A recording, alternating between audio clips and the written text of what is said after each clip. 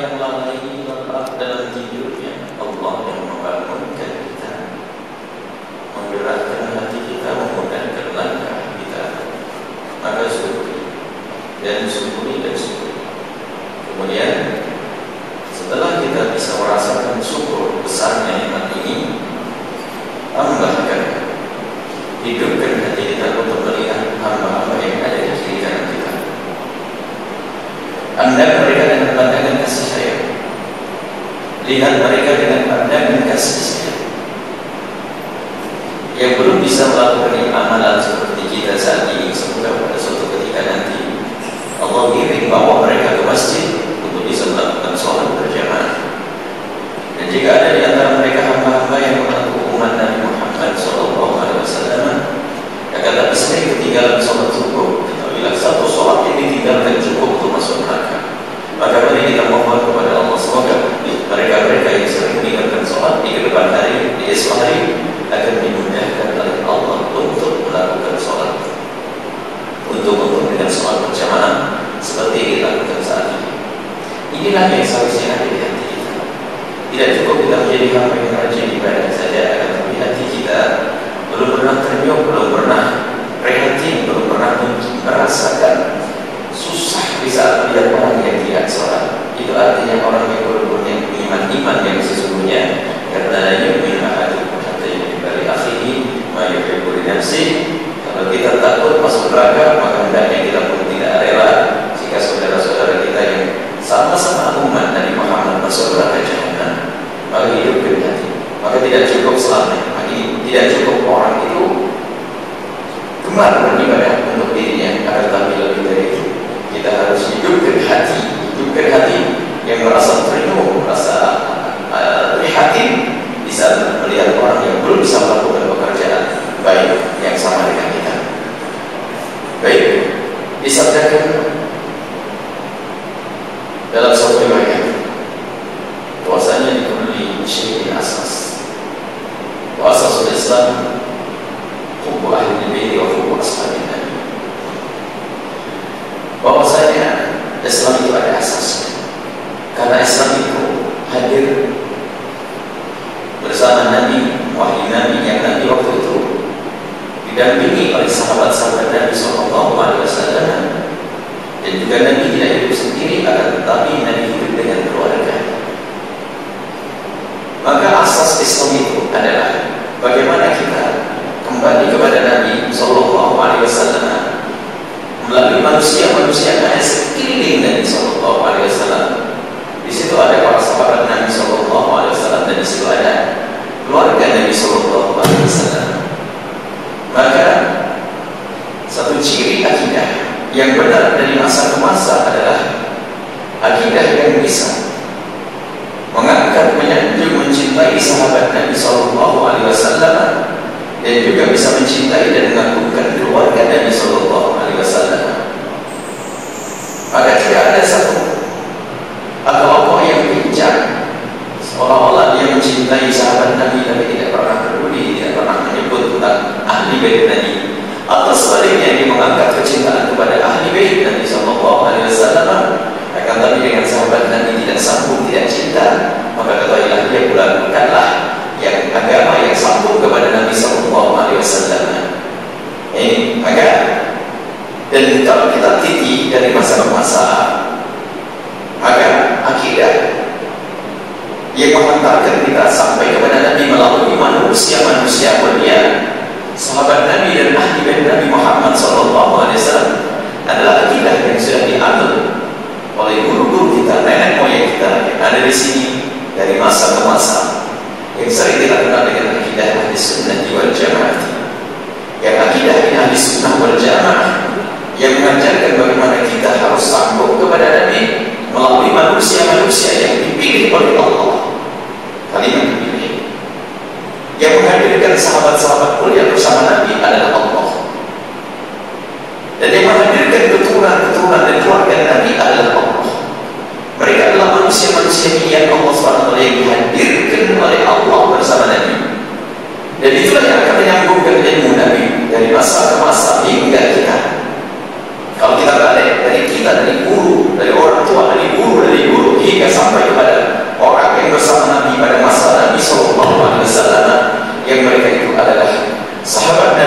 Sallallahu Alaihi Wasallam dan ahli bait Nabi Muhammad Sallallahu Alaihi Wasallam.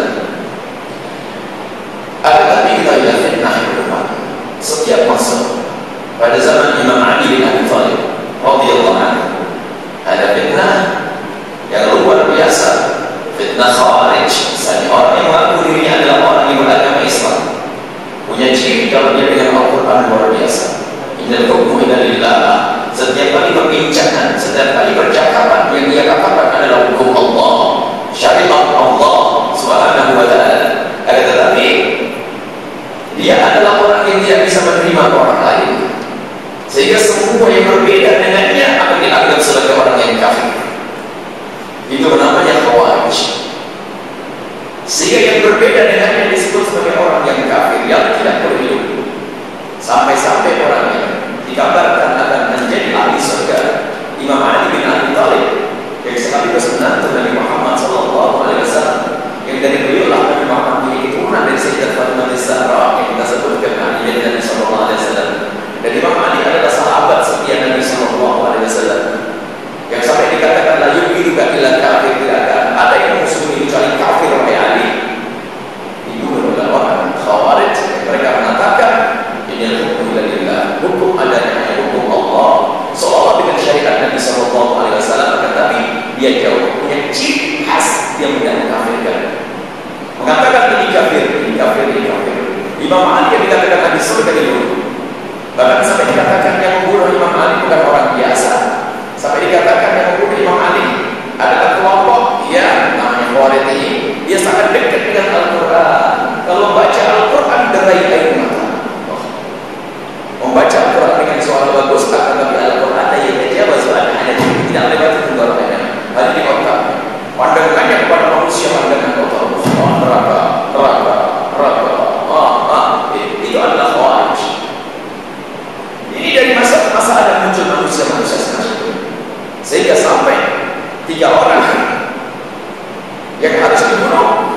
Satunya adalah Muawiyah, kemudian Amr bin As, yang ketiga adalah Imam Ali, dan yang kedua awas yang bisa dibunuh adalah Imam Ali bin Abi Thalib. Bahkan yang membunuh adalah dikabarkan jilbabnya masih basah bekas Nabi sekarang membaca Al-Quran. Ya, ini adalah orang-orang tertipu Khawarij. Dan Khawarij dari masa ke masa akan terus. Jadi akan membuat kerusakan negara. Jadi akan mencoreng wajah Islam. Lalu mencoreng wajah Islam dengan sesama kaum muslimin saja tidak manis, bagaimana dengan orang di luar Islam? Kalau seandainya Khawarij muncul di kerajaan kita ini, akan membuat kehancuran dan Islam akan ditutup gencet gara-gara manusia semacam ini. Gara-gara kelompok Khawarij yang dimiliki mengatakan kafir, mengatakan syirik dan seterusnya. Ini adalah dari masa ke masa ada Khawarij, ada new Khawarij berkembang sampai hari ini. Ada masalah nama bermacam-macam. Intinya adalah tidak bisa diterima pendapat. Semua harus kafir, tidak sesuai adalah syirik, tidak sesuai adalah bid'ah dan seterusnya. Padahal yang dilakukan ini adalah lakukan ulama. Kalau ulama-ulama seperti imam-imam besar, Imam Syafi'i, Imam Malik, Imam Ahmad, pendapatnya bisa saja ditolak. Khawarij itu Imam Ali yang dikatakan termasuk ulama-nya sahabat Nabi, bahkan termasuk orang yang ketiga setelah sahabat Abu Bakar, sahabat Sayyidina Umar, seorang yang keempat setelah Sayyidina Umar, Sayyidina Abu Bakar, Sayyidina Abu Bakar, Sayyidina Umar, Sayyidina Uthman, kemudian Sayyidina Ali, orang terhebat pada zaman itu, dikatakan sebagai orang yang harus dibunuh karena dikatakan kafir. Tidak mustahil jika orang-orang besar seperti Imam Syafi'i, Imam Malik, Imam Ahmad dan seterusnya akan direndahkan oleh sekelompok orang yang dia adalah termasuk sebetulnya sambung asal ilmunya kepada orang-orang Khawarij, dan dia akan membuat kerusakan di bumi, membuat kerusakan dia ketemu sahabat di luar sholat dan di dalam sholat akan memperhatikan saudaranya seolah dia adalah di neraka, bid'ah sesat masuk neraka, bid'ah sesat masuk neraka. Ini ciri umum dan kita tidak usah menyebut nama, akan tapi ciri Khawarij adalah yang tidak bisa menerima pendapat orang lain. Sementara ulama-ulama besar pada zaman dahulu dari masa ke masa, Imam Syafi'i adalah murid-muridnya Imam Malik rahimahullah. Ada perbedaan di sini, akan tapi perbedaan akan menjadikan perbedaan hanya di dalam pemikiran dan pemahaman, akan tapi hati mereka saling mencintai karena Allah. Imam Ahmad bin Hanbal muridnya Imam Syafi'i radhiyallahu anhu. Bagaimana Imam Ahmad? Imam Ahmad bin Hanbal berkata, semenjak semenjak aku kenal dengan Syafi'i, Imam Syafi'i, aku tidak pernah melakukan sholat 2 rakaat kecuali aku berdoa untuk Imam Syafi'i. Alangkah indahnya hidup para imam. Dan para imam-imam saja indah, bagaimana kita yang di bawah ini jauh dari para imam tidak indah. Seolah mengatakan orang sholat begini, neraka ini neraka. Terima itu semuanya. Imam madhab umat itu adalah akidah sahabat Nabi SAW dan akidah ahli bait Nabi Muhammad SAW dengan ciri khas kelembutan, dengan ciri khas adalah keindahan, dengan ciri khas adalah penuh kasih sayang. Itulah akidah Nabi SAW. Nabi punya akidah, Nabi membawa akidah hak. Untuk membedakan mana batil dan hak itu akidah. Akan tetapi kita lihat akidah dihantarkan oleh Rasulullah SAW ke penjuru dunia adalah dengan akhlak yang mulia, bukan dengan menjasti orang ini adalah begini tidak. Nabi adalah dengan kebenaran dengan al-haq, akan dibungkus dengan akhlak. Inna bi'ifri yutakuna karimah akhlak. Dia begitu dahsyatnya apa yang dibawa oleh Nabi SAW, dibawa oleh umat beliau, dibawa oleh sahabat beliau, dibawa oleh para tabi'in, kemudian ini para imam dan seterusnya hingga berkembanglah umat, berkembanglah agama Islam hingga sampai ke negeri-negeri sekitar Jazirah Arabia, sampai nanti berkembang di bawah oleh ulama-ulama yang penuh dengan kelembutan dari ahli bait Nabi Muhammad SAW yang datang dari Hadramut, lalu berkenalan dengan orang yang ada di Gujarat sana, bertemulah orang yang berorang Arab ini, bertemu dengan orang-orang India, orang India masuk Islam, kemudian setelah itu dari orang-orang India berhijrah ke Pasai, ke Asia ini, bertemulah dengan orang-orang Melayu dan juga masuk ke Cina, bertemu dengan orang Cina, berbaulah semuanya. Dan inilah Islam masuk ke negeri-negeri dengan kelembutan. Tidak pernah ada peperangan, tidak pernah ada permusuhan, yang ada adalah keindahan. Sehingga bagaimana seorang pelancong pendatang bisa menikahi seorang putri raja, kalau bukan karena lembutnya akhlaknya, kalau bukan karena kebaikannya. Kalau orang keras orang kasar tidak akan diambil, karena mereka datang adalah dengan akhlak. Kebenaran yang dibawa dibungkus dengan akhlak yang mulia. Ini harus kita pahami ya. Dari Gujarat ya, perpaduan antara orang Hadramut, orang Yaman dengan orang-orang di Gujarat, kemudian pindah hijrah ke sini, kemudian bertemu dengan orang-orang Cina, orang-orang Melayu, muncullah itu umat Islam yang indah dengan beragam, beraneka, bermacam-macam suku bangsa, akan tapi indah. Berkembanglah ya, berkembang. Mulai di Malaysia, di Singapura, di Indonesia ya, dengan satu model mengikuti imam madhab di dalam urusan fikih adalah dengan Imam Syafi'i radhiyallahu anhu. Kemudian ada yang berbeda di sana di India, karena kedatangan juga dari ulama mengikuti madhab Imam Abu Hanifah. Semua adalah keindahan, tidak ada saling caci, tidak ada saling lawan. Karena apa? Akidahnya sama. Akidahnya adalah benar. Kemana akidah kita ini? Kita tarik ke belakang, akidah kita adalah baiklah. Akidah kita sangat jelas. Akidah yang biasa kita dengan menghafal sifat-sifat Allah Subhanahu wa taala yang kita kenal. Dari kecil, bukan dari kecil, dari masa ke masa kita mengenal tentang sifat Allah, bahwasanya Allah itu harus ada dan Allah itu maha dahulu, Allah itu adalah abadi, Allah itu terus berbeda dengan makhluk dan seterusnya yang dihafal oleh anak-anak kecil. Dan kita pun di saat kecil kita menghafal Allah wujud, kita menghafal dan seterusnya. Ini adalah akidah. Ini akidah kita. Kalau cari namanya apa nama akidah ini? Adalah akidah Ahlus Sunnah wal Jamaatil Asy'ariyah dari masa ke masa. Maka pegang akidah yang sudah terbukti tersebar masuk ke penjuru negeri kita ini. Akidah ini ya. Bagaimana masyarakat Hindu, masyarakat Buddha, kemasukan orang Islam tidak ada yang berubah. Kondisi masyarakat tidak ada berubah, tetap dengan keindahan. Yang berubah hanya keimanan mereka. Tiba-tiba masuk Islam bergabung. Kita adalah dakwah yang indah yang dilakukan oleh para ulama-ulama saleh dan ulama terus para pendahulu kita. Kalau kita kita kembalikan akidah mereka seperti apa? Akidah Imam Syafi'i adalah sama dengan akidah para pendahulunya, para sahabat Nabi SAW. Akan tapi kita harus membawa bersama perjalanan zaman, dan kita sampaikan selalu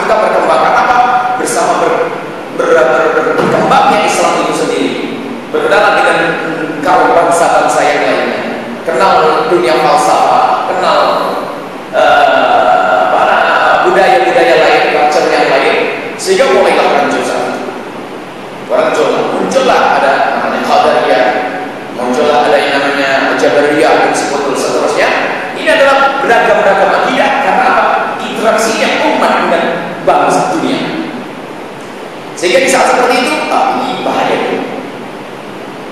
Bahaya ini. Maka ulama-ulama pada zaman itu berpikir, dan Allah Subhanahu wa taala mengutus mujaddid di dalam urusan akidah.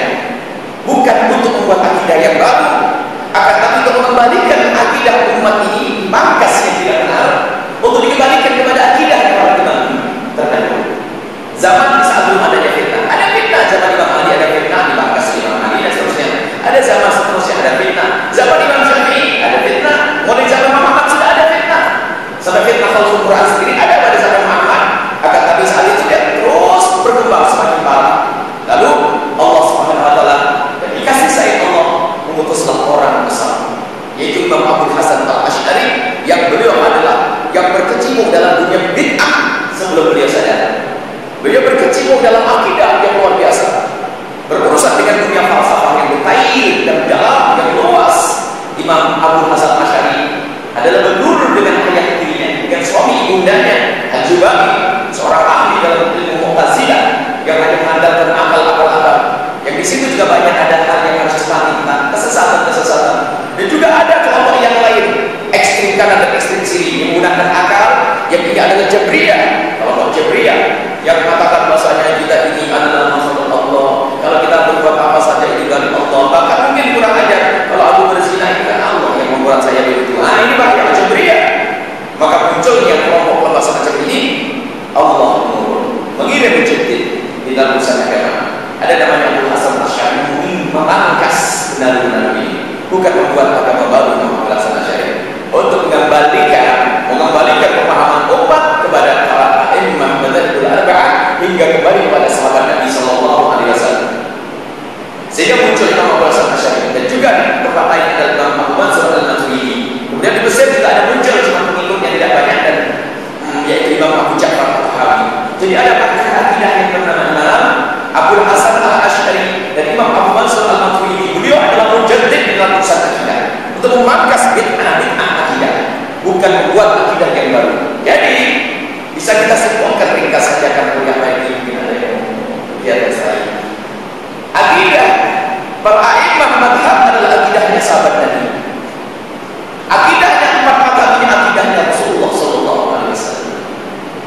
Tidak bisa disifati dengan akidah Asy'ari, karena waktu itu belum muncul Asy'ari. Akan tapi akidahnya Abu Hasan Asy'ari adalah akidahnya Imam Syafi'i, dan akidahnya Imam Malik, dan akidah Imam Abu Hanifah, dan seterusnya.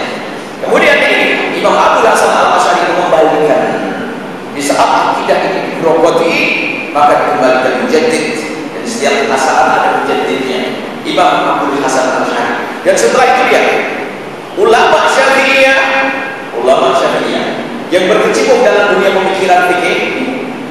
Ulama Syafi'iyah sadar bahwasanya apa? Ini ada mujaddid. Mereka akan insaf. Imam Al-Juwaini dan yang lainnya, Imam Haramain, termasuk Imam Ghazali, pakarnya dalam urusan falsafah juga. Sampai Imam Ghazali adalah tidak main-main dalam segala disiplin ilmu, jago nomor satu. Dunia falsafah ya, menaklukkan falsafah kafir. Sampai beliau meruntuhkan falsafah kafir, menulis satu buku namanya Tahaffudzul Falasifah. Baik Al-Imam Al-Ghazali rahimahullah taala, Imam Al-Juwaini, Imam Haramain, ini adalah pakar-pakar di dalam urusan fikih, pakar pengikut Imam Asy-Syafi'i. Dan nanti ada pengikut Imam Malik rahimahullah taala, ada pengikut mazhabnya Imam Abu Hanifah, pengikut tersebar di penjuru dunia. Mengetahui bahwasanya di sini ada Imam Mujaddid yang telah berjuang khusus untuk memangkas kebatilan-kebatilan yang bernama Imam Abu Hasan Al-Asy'ari dan Abu Mansur Al-Maturidi. Mereka langsung bergabung. Sehingga setelah itu ya, buku-buku para penulis-penulis itu diwarnai dengan akidah, dengan ciri modern Abu Hasan Al-Asy'ari. Sehingga semuanya dengan rela berikrar aku adalah Asy'ari. Padahal secara madhab adalah madhab Syafi'i, madhab adalah Hanafi, madhab Maliki. Dan segitu misalnya, karena apa? Mereka tidak pernah, mereka selalu mengaku kebenaran dari mana pun datangnya. Ini Abu Hasan Asy'ari adalah orang besar, pemakan dalam akidah. Maka kita bilang bahwa setelah itu ulama-ulama Syafi'iyah yang berkecimpung dalam dunia pemikiran, dunia fikih ini, secara otomatis karena kebenaran adalah Syafi'i, dan memang secara otomatis ada kesamaan, memang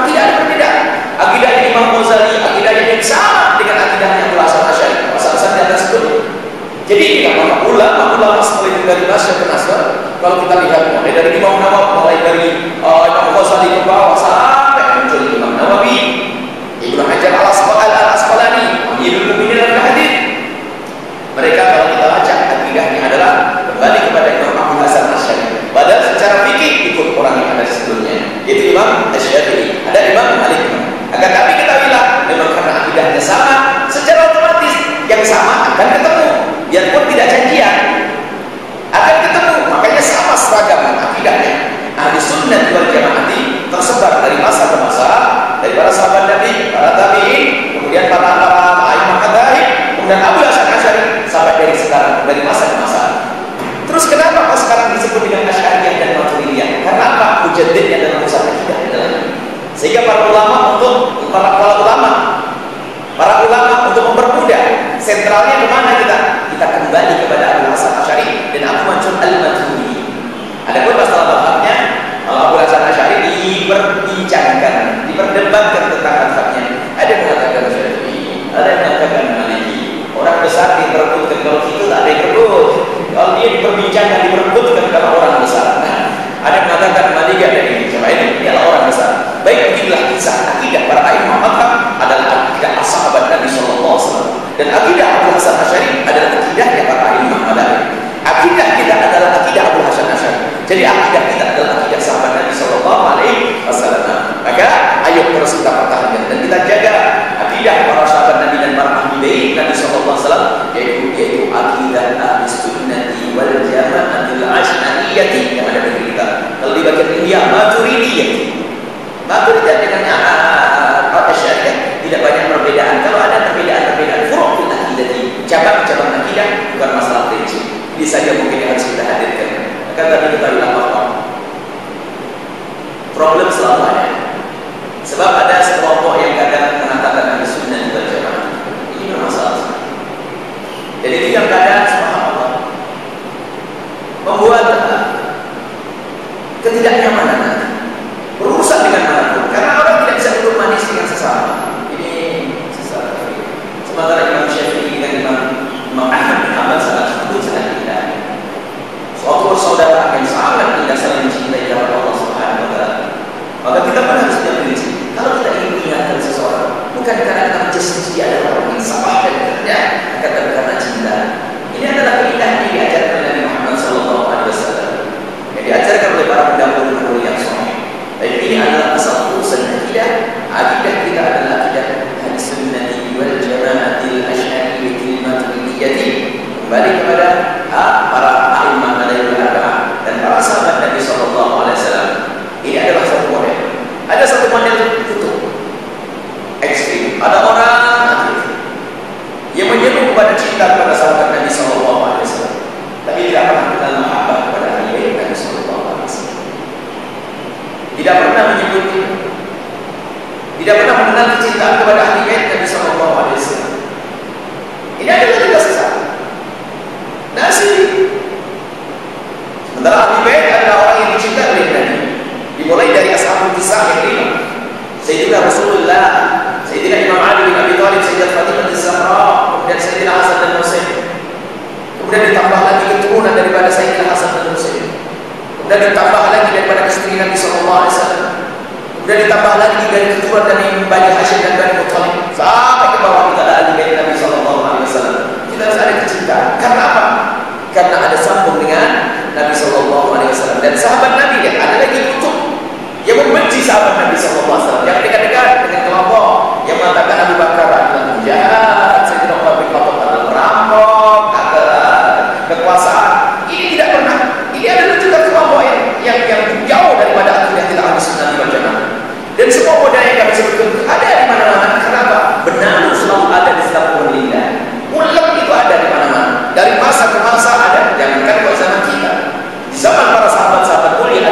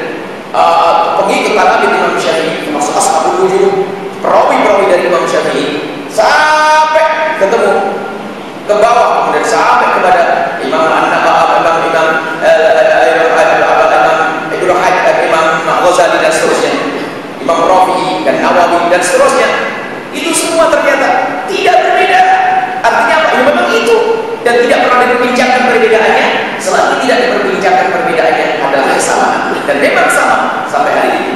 Ini saja kemudian hati-hati kita. Islam itu indah dan ciri akidah Ahlussunnah wal Jamaah dia hati-hati untuk mengeluarkan orang dari agama Islam. Tidak mudah mengatakan kafir. Udah mengajari kesejukan ya. Kalau di kiri kanan kita agamanya berbeda ya. Sekarang orang yang dengan agama sama saja main berat. Sekarang Islam dicoret. Islam kita pergi ke negeri-negeri juga yang mayoritas adalah bukan orang Islam. Itu betul-betul ada umat Islam dipandang dengan kejelekan, padahal Islam adalah indah. Yang menyebar ke penjuru dunia adalah Islam dengan keindahan. Ini karena munculnya khawarij baru yang memenggal banyak orang, mengajak perang dan sebagainya. Di dalam peperangan dalam Islam sendiri ada aturannya yang sangat indah. Bahkan kita ingin pendidikan. Makanya ini mengancam ketentraman masyarakat Islam yang mayoritas kelompok ini, dan juga mengancam ketentraman masyarakat Islam yang minoriti. Yang di mayoritas mereka akan perang sendiri. Yang di kalangan minoriti maka akan dicap Islam itu seperti itu, dan kaum minoriti akan dimusuhi oleh orang-orang luar Islam, dan ini sangat membahayakan sekali. Maka ayo semuanya kita pertahankan anak cucu kita dengan akidah Ahlussunnah wal Jamaah syariah. Maka sederhana untuk membentengi anak-anak kita, jangan lupa dengan identitas yang lima. Jadi harus dihafal. Identitas yang lima harus dihafal. Kalau saat ini kita mau ambil menantu, ambilkan identitas lima. Kalau kita mau menikahkan putri kita dengan seorang laki-laki dan seterusnya, identitas yang lima adalah dalam hal ini adalah ia adalah Islam. Setelah Islam apakah cukup? Oh, tidak. Sebab pada Islam yang ngaco ada perusahaan negara, ada perusahaan bangsa.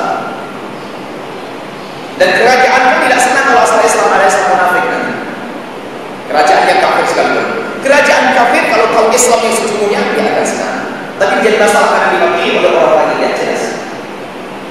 Islam setelah Islam tidak cukup orang. Kalau ada orang berkata apa kau? Aku adalah Islam. Islam apa? Lalu dia berkata, aku Islam saja lah. Harus apa-apa lah. Yang penting Islam. Tidak. Harus ada Islam yang jelas, yaitu Islam Ahlussunnah wal Jamaah. Baik, setelah mengatakan Islam Ahlussunnah wal Jamaah, apakah cukup? Harus kita tanya lagi, Islam Ahlussunnah wal Jamaah apa? Oh, tidak apa Islam? Tidak. Sekarang ada Islam Ahlussunnah wal Jamaah. Ternyata dia adalah orang khawarij yang pakai baju Ahlussunnah wal Jamaah. Hati-hati. Dikit-dikit mengatakan kafir, kesal dan masuk neraka. Hati-hati. Tidak, kamu harus Ahlussunnah wal Jamaah model apa? Sebab ada orang aku Ahlussunnah wal Jamaah ini, tapi jauh dari manhaj Ahlussunnah wal Jamaah. Harus berani melanjutkan, aku adalah Ahlussunnah wal Jamaah Asy'ariyah atau Maturidiyah. Kalau tidak berani berkata begini, awas. Ini adalah takut benih-benih dari ekstremis, benih-benih daripada Islam-Islam yang bakal menghantarkan kepada perpecahan. Jangankan kok negara, di keluarga saya sudah tegur sama-sama bapak. Anak baru sekolah 2 minggu sudah berani sama bapaknya. Bapak ini lebih berat. Ini adalah Islam Ahlussunnah wal Jamaah Asy'ariyah atau Maturidiyah. Baik, jika ada orang sudah mengatakan diri adalah Ahlussunnah wal Jamaah Asy'ariyah, tidak cukup karena apa? Sekarang dikemas. Sehingga dikatakan Abu Hasan Asy'ari melewati 3 masa. Masa sesat Mu'tazilah, masa sesat lagi, kemudian masa yang ketiga adalah masa dia itu adalah masa yang kembali ke jalan kebenaran seperti akidahnya Khawarij. Ini akan dikemas. Yang benar adalah Imam Abu Hasan Al-Asy'ari hanya punya 2 masa. Masa Mu'tazilah dan masa Ahlussunnah wal Jamaah seperti kita ini. Karena apa? Di dalam sejarah sudah dibuktikan. Waktu Imam Abu Hasan Al-Asy'ari menjadi imam di dalam akidah madhab Mu'tazilah selama 40 tahun, bukan ini murid, bukan kita mondok 40 tahun, tidak. Menjadi imam di dalam akidah Mu'tazilah setelah mengetahui kesesatan, kebatilan, sebagian pemikiran Mu'tazilah, beliau Imam Abu Hasan Asy'ari meninggalkan Mu'tazilah, kembali kepada salafus saleh, akidah Ahlussunnah wal Jamaah yang sesungguhnya yang benar. Maka Imam Abu Hasan Al-Asy'ari naik di atas mimbar. Karena apa? Beliau sadar telah menyesatkan banyak orang, maka untuk tobatnya pun harus di depan orang agar orang yang sesat cepat kembali, bukan sembunyi-sembunyi. Kemudian naik di atas mimbar lalu melepas jubahnya. Aku melepas akidah Mu'tazilah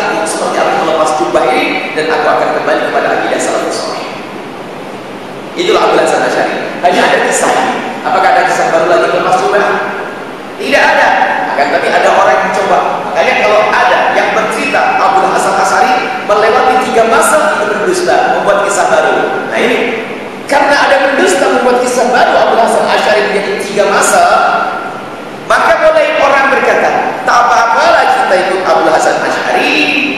Tapi Abdul Hasan Asy'ari yang ketiga, yang model ketiga ini, itu adalah dusta, tidak pernah ada itu semua. Bukan tidak ada Abdul Hasan Asy'ari yang ketiga, tidak ada. Nah maka dari itu, kalau ada orang mengatakan saya mau dengan Abdul Hasan Asy'ari, belum cukup. Itu kadang-kadang ini Abdul Hasan Asy'ari yang model mana? Jadi begitu. Abdul Hasan Asy'ari dengan bualan dia atau dusta mereka atau bagaimana? Kalau Abdul Hasan Asy'ari yang berhijrah dari Mu'tazilah kepada akidah salaf saleh, itulah imam kita. Tapi yang membuat kisah baru Abdul Hasan Asy'ari model yang ketiga ini yang tidak kita ikuti. Baik. Jadi setelah itu kalau ada orang mengatakan dirinya Asy'ari, hendaknya dia bisa melanjutkan.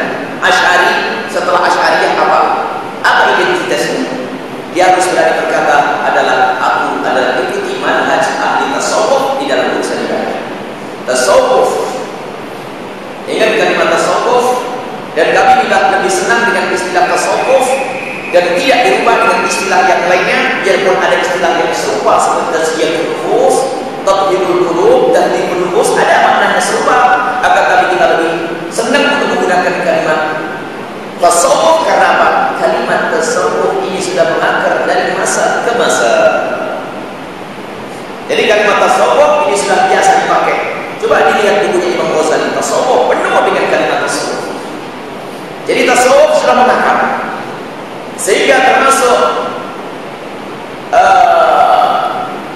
para a'immah muhadditsin termasuk Ibnu Hajar al-Asqalani sendiri, kalau beliau ini menyanjung gurunya, sanad hadisnya gurunya, maka disanjung dengan kalimat as-sufi. Jadi sudah mengakar sekali kalimat tasawuf. Maka kami lebih senang dengan kalimat tasawuf dan tidak kita ubah dengan kalimat tazkiyatun nufus. Sebab apa? Yang dikhawatirkan nanti pada suatu ketika kalau saya merubah kalimat tasawuf dengan kalimat tazkiyatun nufus, sehingga anak-anak saya semuanya biasa menyebut tazkiyatun nufus, tathhirul qulub, sementara di sana ada orang yang memerangi tasawuf. Orang yang memerangi tasawuf, anak saya tiba-tiba terpengaruh dengan kalimat yang memerangi tasawuf, padahal anak saya memahami tazkiyatun nufus. Akhirnya apa? Baca sejarah bapaknya. Loh, walidi abah saya sufi, astagfirullahaladzim. Padahal dia juga memahami ilmu tazkiyatun nufus. Kita tidak pernah alergi, tidak pernah merasa berat dengan kalimat tazkiyatun nufus. Akan tapi hendaknya kita tetap biasakan istilah kalimat sufi dan tasawuf. Kenapa? Sekarang ada orang yang sudah mulai merusak citra tasawuf. Memang ada penjahat-penjahat tasawuf. Tasawuf gak mau sholat, tasawuf ngaco, tasawuf melanggar syariat, ada. Akan tapi tasawuf tidak ada tasawufnya Imam Al-Qushairi, tasawufnya Imam Haddad rahimahullah ta'ala, tasawufnya Imam Ghazali rahimahullah ta'ala, tasawuf yang masih mempertahankan syariat, bukan tasawufnya orang malas, bukan tasawuf orang yang setiap hari berdusta kepada Rasulullah SAW. Muhammad buat mainan. Ini ada tasawuf yang benar, kita tasawuf sufi. Jadi seseorang harus mengakui manhaj di dalam ibadahnya, ikut ahli tasawuf. Baik. Kalau sudah, makanya nanti ada dari 5 ini akan kita kupas, akan muncul penyelewengan. Setelah seseorang mengatakan dirinya adalah seorang sufi, ahli tasawuf, sufi, ahli tasawuf, tidak cukup. Sebab ada orang sekarang mengemas tasawuf. Tasawuf mau tidak mau mereka harus mengambil tasawuf, karena tasawuf adalah ilmu membersihkan hati. Tapi bukan tasawuf sebagai manhaj. Tasawuf bahasa saja yang diambil. Dia hanya mengemas kalimat tasawuf ikut-ikutan. Tapi sebenarnya mereka adalah agak tasawuf, musuh daripada ahli tasawuf.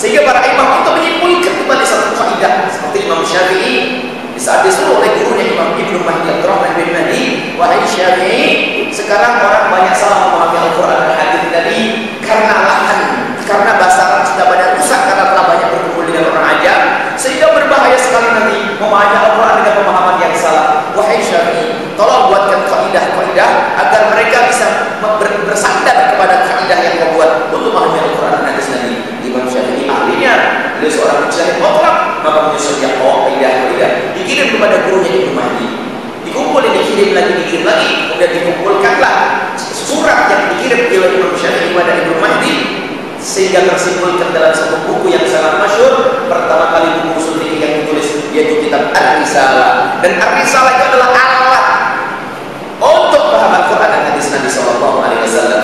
Risalah artinya kita bermata mengikuti ulama, karena kita tidak mampu baca Al-Quran saja masih tajwidnya nggak benar, bahasa Arabnya pun masih pas-pasan, hanya tahu anak ente misalnya. Kemudian kita pengen pemahaman, maka karena kita tidak mampu, kita ikut ulama, guru-guru kita. Dan guru kita pun ternyata beliau dengan ketawaduannya bertanya kepada ulama yang lainnya, ulama sampai kepada ulama yang mempunyai istinbat, yaitu Imam Syafi'i. Itulah bermata. Jadi bermata kita ikutilah. Saya ikut guru saya. Sebetulnya bukan ikut guru saya ikut guru saya dan guru saya punya guru saya, guru punya guru. Ternyata mentok jejer pada Imam Syafi'i yang punya metodologi. Gak mungkin kelewatan Imam Syafi'i. Sebab bagaimana akan dilewati? Gak mungkin. Kenapa? Siapa yang bisa mengajari ilmu ha'an dan khas? Siapa yang ngerti tentang qayyad dan mutlak? Siapa yang mengajari tentang masuk ilmu? Yang berumus kenal Imam Syafi'i bohong kalau ada orang akhir zaman ini mengatakan bahasanya saya langsung pada Quran dan hadis Nabi, tidak melewati imam ini, bohong. Dari mana kau kenal ilmu fikih? Sementara kita bernisbat kepada Imam Syafi'i karena dawabit qawaid ini, bukan karena omongan Imam Syafi'i. Tidak, para imam mengikuti dawabit Imam Syafi'i sehingga mereka adalah ashabus Syafi'i, pengikut Imam Syafi'i dan seterusnya dari masa ke masa. Maka bermadhab adalah adalah ikut Rasulullah, ikut Quran dan hadis Nabi, akan tapi melalui ahlinya. Sebab kalau semua orang dibuka untuk masuk ke wilayah Quran dan hadis Nabi, rusak semua menafsirkan semaunya. Sekarang ada muncul Islam muncul menafsiri Al-Quran dengan akalnya sendiri, menafsiri hadis dengan semuanya sendiri, berantakanlah. Maka dari itu identitas imam Islam, Ahlussunnah wal Jamaah, Asy'ariyah, Sufiyah bermadhab. Maka nanti ada orang muncul anti mazhab, ada orang muncul anti tasawuf, ada orang muncul anti Asy'ariyah, maka ada orang muncul anti Ahlussunnah. Itu bukan jalan menantu gitu, bukan jalan sahabat, ini bukan. Ini ada hati-hati, ini adalah masalah identitas yang sederhana. Semoga Allah berikan kepada kita pemahaman yang benar, memahami sedikit masalahnya.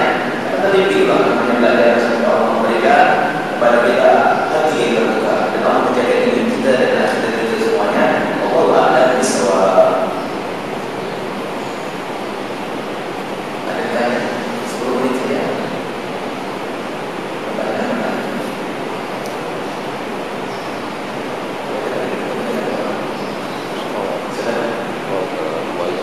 Bagaimana mau mengingatkan kita daripada menyesatkan kita terus berlanggar banyak golongan dan pemahaman yang baru. Kita pun tidak kuat.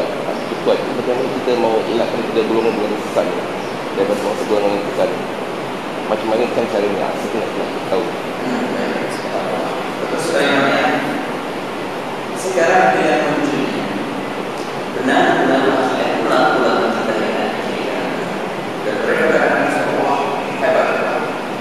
Jadi tidak mengikuti identitas. Ada yang tasawuf sesat, ada yang bermanhaj sesat, ada anti Asy'ariyah sesat, ada anti ahli sunnah sesat. Bagaimana kita membentengi itu semua? Sadari kalau kita ini lemah.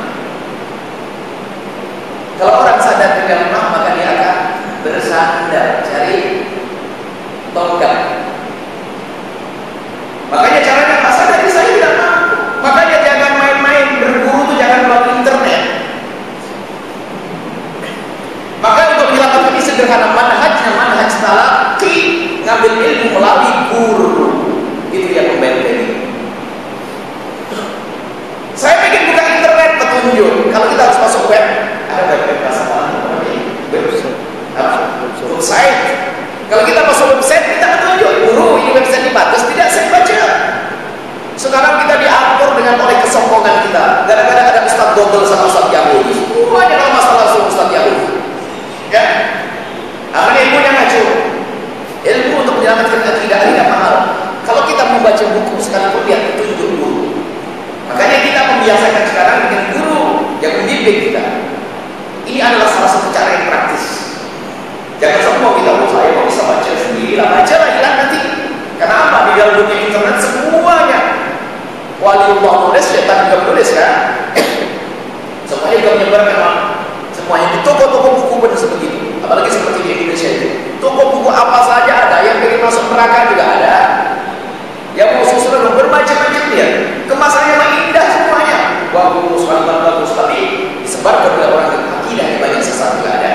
Maka dari itu caranya ada rekomendasi, ada punya guru.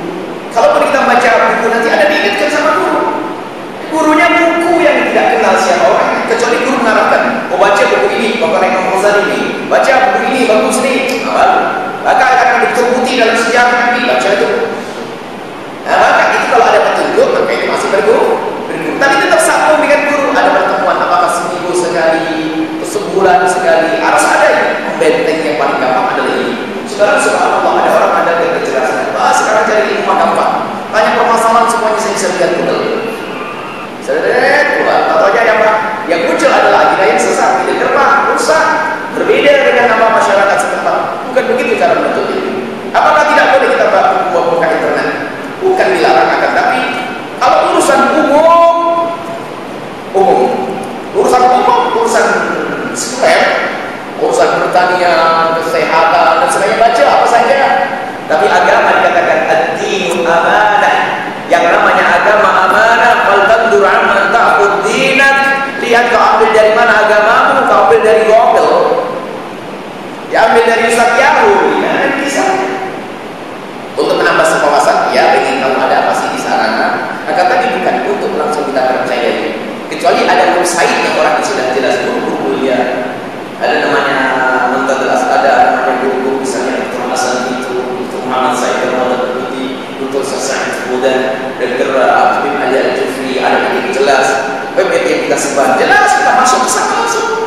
Kita menimba ilmu di situ. Tapi kalau bisa melanglang dalam dunia yang bebas itu, awas hati. Jadi sederhana. Di mana kita membentengi bersambung kepada guru. Makanya kami selalu di dalam tempat membuat satu perkumpulan. Bukan perkumpulan mengajar beda untuk mengajari dia. Ada guru dan isinya, ketiga terus. Jangan-jangan. Memang hanya ketemu seminggu saja. Sebulan sekali. Dan paling tidak lihat kalau punya permasalahan, ya tanyakan dulu pada guru. Kalau ingin baca buku boleh tidak buku saya baca. Kalau ada sedikit kejanggalan tanyakan kepada guru. Inilah cara yang sederhana. Kalau berbicara tentang problem berdebat mereka, ustaznya saja kadang masih bingung. Kenapa? Biarpun di depan kalau sudah orang sesat, orang sesat itu biarpun di depan dan sudah jelas-jelas kebenaran ada di kita, dia susah. Kenapa? Kedengkiannya. Abu Jahal itu harus pakai debat lagi. Abu Jahal itu percaya Nabi Muhammad benar, ngerti kebenaran Nabi, tetap saja memusuhi Nabi Muhammad karena ada kedengkian. Kullu adawatin tentu jadi zalat dan adawat man adaka saja.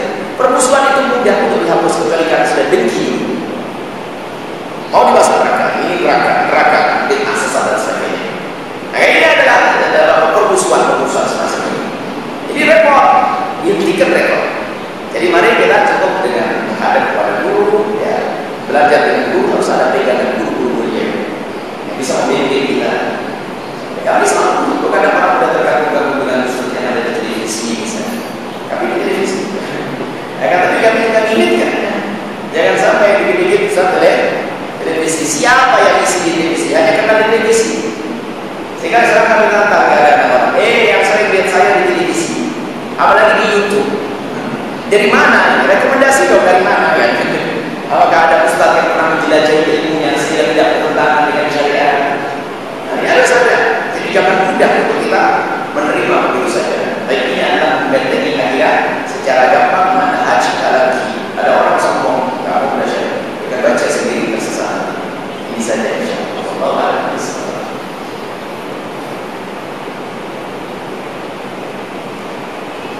diajarkan dari para guru, ambil guru saja. Nah, sampai guru kita punya kebiasaan yang mana? Di saat suatu ketika sekolah kami dapat beasiswa, beasiswa apa itu namanya? Sekolah yang percuma di luar negeri, sekolah yang tak pakai bayar, percuma ya. Akhirnya apa? Beliau lihat Pak tempat ini tidak menyelamatkan buat anak saya. Tidak diterima, biarpun katanya ada jaminan kehidupan. Kenapa? Akidah murid-muridku lebih mahal daripada uang bantuan yang diberi, uang sekolah. Diberi tidak ada. Jadi gak gampang. Kita pun juga begitu kalau punya anak, nah kita mahal.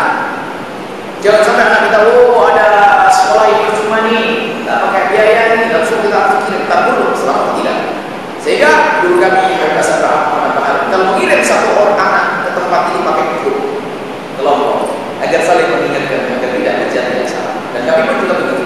Kami kirim anak kita ke luar negeri, tapi pakai grup, tidak sendiri-sendiri dia. Grup 7 orang, 8 orang, besok berangkat 8 orang, 7 orang, agar mereka saling mengingatkan. Ini perlu, karena agama itu amanah, jangan asal ambil tidak. Jangan tahu oh sekolah keren, sekolah masyhur, lalu saya masuk ke sini tak dulu. Selama tidak saya akidah adalah nomor 1. Kita harus hati-hati, jangan mudah terbawa. Berdiri, kayak ini saja insya Allah. Semoga Allah menjaga anak kita, iman kita, dan semoga Allah bersama.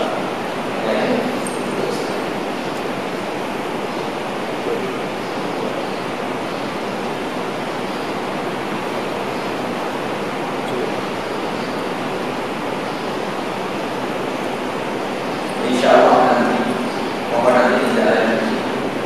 Kami akan program dengan strategi dan yang lainnya untuk bagaimana melengkapi dakwah yang selama ini sudah ada dan sudah ada dan berjalan. Kita akan mencoba memberdayakan potensi-potensi lain dalam penyebaran.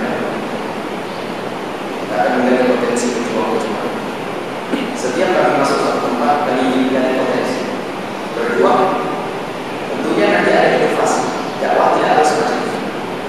Kita melihat masalah di Indonesia itu banyak orang Amerika. Tapi ternyata kita pernah kita masuk suatu kampung yang tidak bisa sholat dan yang orangnya cuci sudah biasa. Karena apa? Berubahnya tidak pernah bisa beberapa tahun. Bukan bulan saat ada. Padahal kampung itu dekat dengan kota ini. Sampai katanya apa? Tapi orang cuci biasa hanya zina.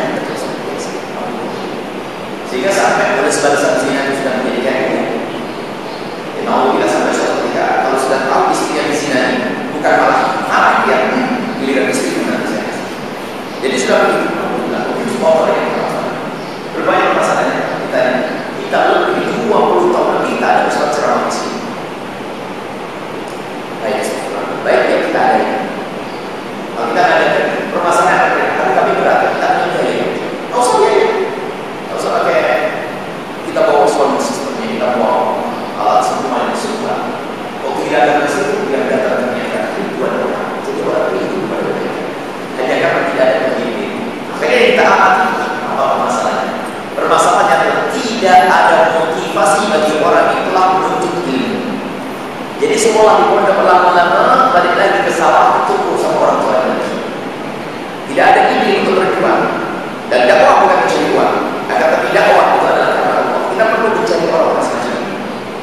Sehingga banyak dakwah yang ada di kita, banyak pesantren manfaat besar. Kita ada pesantren, tidak ada pesantren. Akan tapi pesantren, pondok pesantren berapa sih yang bisa diselesaikan masalahnya? 30.000 orang yang hanya tinggal di dalamnya, 2.000, 1.000. Akhirnya kita tunjuk ini media. Kita punya radio. Ini ke depan kita akan buat televisi. Termasuk kita mau melibatkan pakar-pakar IT untuk bisa mengurusi internet agar bisa mengirim YouTube sana kemari, mengirim ini dan sebagainya. Kita memberdayakan semuanya. Kita perlu membuat dakwah dengan model beda. Pondok tetap ada karena asas untuk cetak ulama. Tapi dia yang tidak bisa masuk pondok, mau dengar apa dia? Mau ada majelis taklim tak bisa, maka kita kirim melalui sisi radio. Di antara kita ada banyak radio, sudah ada 5 radio.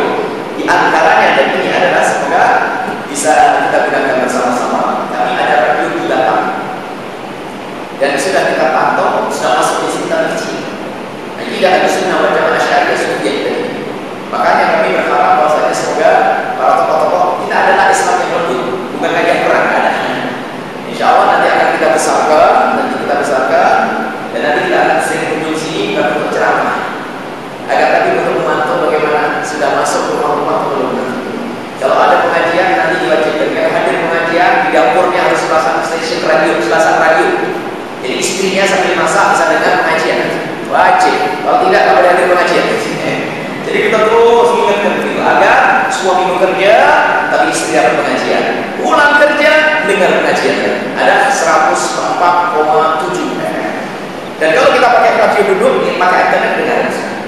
104,7. Ini adalah di belakang. Nanti ada pengajian secara langsung dari kami Sabtu pagi ya, ini mestinya. Ini mestinya jatahnya Cirebon ini. Cuma karena satu hari kita harus di Singapura ini. Sama Ahad pagi itu ada, kemudian malam Ahad ini ada DDD dari Cirebon. Selebihnya nanti insya Allah semoga ulama-ulama Singapura yang kemarin kita sudah berbicara dengan para ulama-ulama yang berjuang di tempat ini, yang ulama-ulama yang sejuk, nanti ada relay dari sini. Kalau ada pengajian di sini bisa diri dari sana. Semua warga Singapura bisa dengar. Di kereta-kereta mereka bisa dengar semuanya nanti. Ini adalah mohon didukung nanti ini salah satu di antaranya. Kemudian kita juga ingin melakukan iklan pelatihan. Suatu ketika mungkin kita datang seperti ini, kita mempunyai fikih practice yang hanya itu waktu satu setengah. Kita menyusun merumuskan fikih tidak keluar dari kata Imam Syafi'i dengan rumus baru agar dipermudah untuk memahaminya. Dan itu juga pengalaman karena kita ngajar kitab haid bertahun-tahun, akan tapi tidak ada wanita yang belajar haid kecuali selain pakai bingung. Sampai Ustaznya pun kalau tidak buka buku lagi juga lupa. Makanya kita mencoba untuk merumuskan dan kita ada fikih praktis nanti untuk para istri-istri bisa kumpul di situ untuk kita ajari ilmu haid.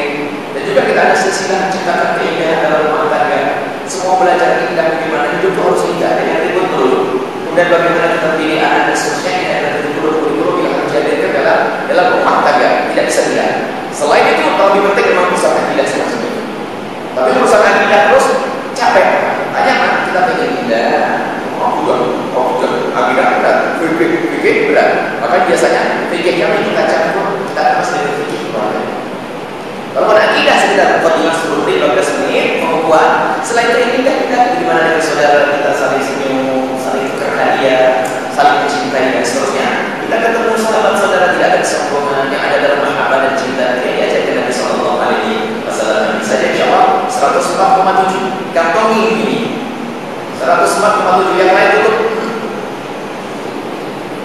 Ini harus. Karena yang isi siapa? Ustaz-ustaz dari Singapura. Kita bahkan biar Ustaz Singapura berdakwah di sana. Tidak usah pergi ke sana, cuma suaranya saya kirim. Baik, saya cukup. Kalau tidak ada yang lain, Bismillahirrahmanirrahim. Alhamdulillahirrahmanirrahim. Wa sallallahu alaihi wasallam. Wa sayyidina Muhammad wa ala alihi wa sahbihi ajma'in.